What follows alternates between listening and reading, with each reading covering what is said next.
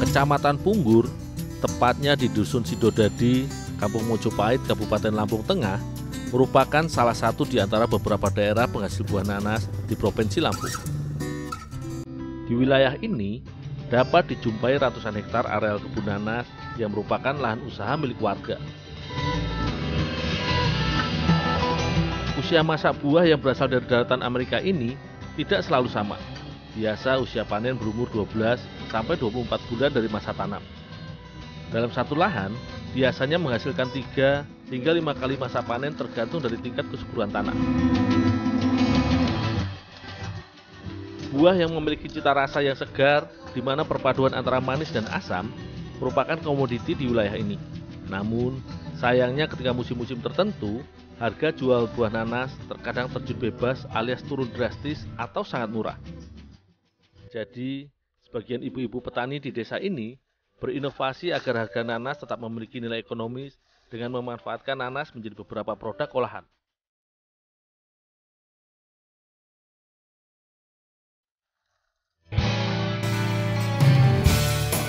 Buah yang memiliki nama ilmiah Ananas cosmosus ini dikenal tidak hanya dinikmati segar sebagai buah potong.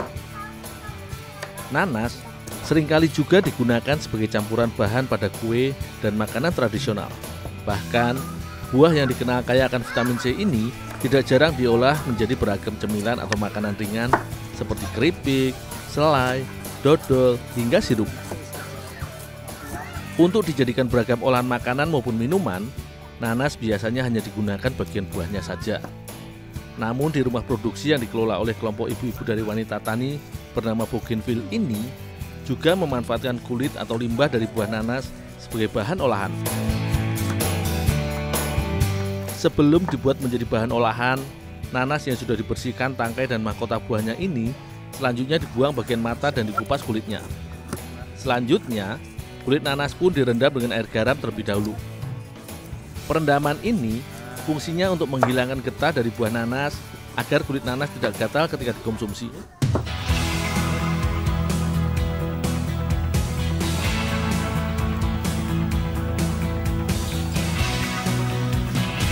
Di tempat produksi yang sudah beroperasi sejak tahun 2007 ini, hampir setiap hari mengolah sekitar 40 kg nanas untuk dijadikan berbagai macam produk.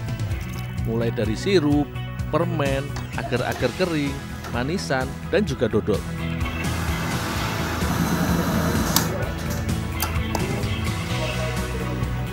Semua olahan tadi hampir sebagian besar menggunakan bahan dasar dari buah nanas. Hanya saja, khusus untuk olahan dodol terbuat dari limbah nanas, yaitu kulitnya. Namun kali ini, aku membantu ibu-ibu di sini untuk mencoba salah satu resep baru dari olahan-olahan mereka, yaitu abon yang terbuat dari kulit nanas. Sebagai bahan dasar olahan abon, kulit nanas yang sudah direndam air garam dan dicuci hingga bersih, kemudian harus diblender terlebih dahulu agar mudah diolah bersama dengan bahan lainnya. Proses ini fungsinya agar serat kulit nanas menjadi hancur karena kulit nanas memiliki karakter serat yang cukup kuat dan cenderung kasar, sehingga mudah untuk diolah dan dikonsumsi. Selanjutnya, sebelum dicampur dengan bahan lainnya, kulit nanas yang sudah diblender harus dibuang air sarinya terlebih dahulu.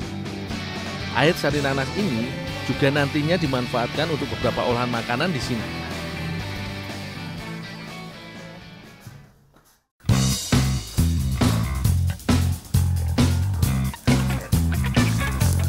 Sementara aku menyiapkan kulit nanas, Ibu Suwarni membuat adonan bumbu untuk olahan abon dari kulit nanas yang akan kami buat, seperti bawang merah, bawang putih, lengkuas, jahe, merica, dan daun salam yang dihaluskan bersama sebagai kunci cita rasa.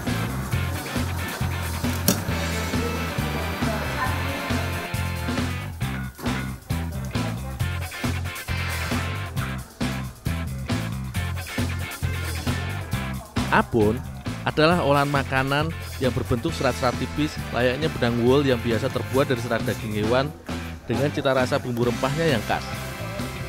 Namun kali ini, olahan abon yang akan kami buat memanfaatkan serat dari kulit nanas. Untuk diolah menjadi abon, setelah kulit nanas lembut dan dibuang sarinya, kemudian dikawinkan dengan bumbu rempah dan dicampur hingga meresap sempurna.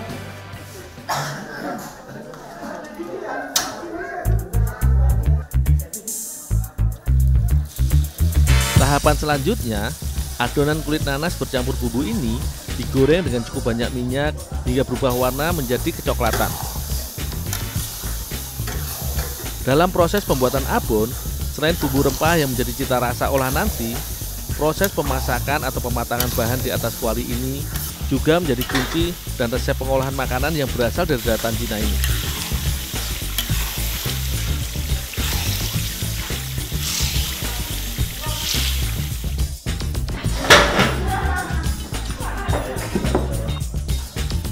Setelah adonan abon kulit nanas matang, selanjutnya adonan abon pun dikeringkan dengan bantuan alat khusus atau biasa dikenal dengan spinner agar kadar minyaknya hilang.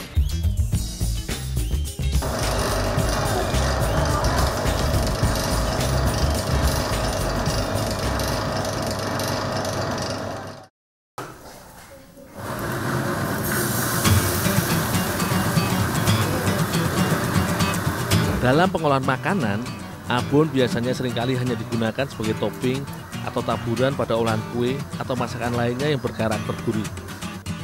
Namun kali ini, aku bersama ibu-ibu di sini akan mengolahnya menjadi campuran bahan atau isian dari cemilan tradisional, yaitu kue dadar gulung.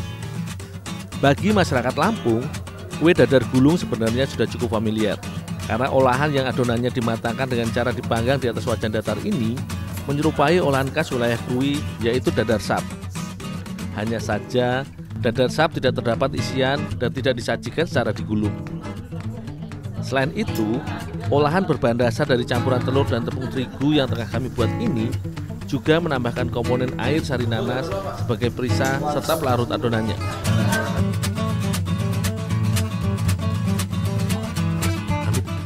Selain kaya akan vitamin C, serat dan mineral, nanas dikenal mengandung enzim bromelin yang biasa berfungsi untuk memperlambat pertumbuhan kanker bila dikonsumsi oleh tubuh.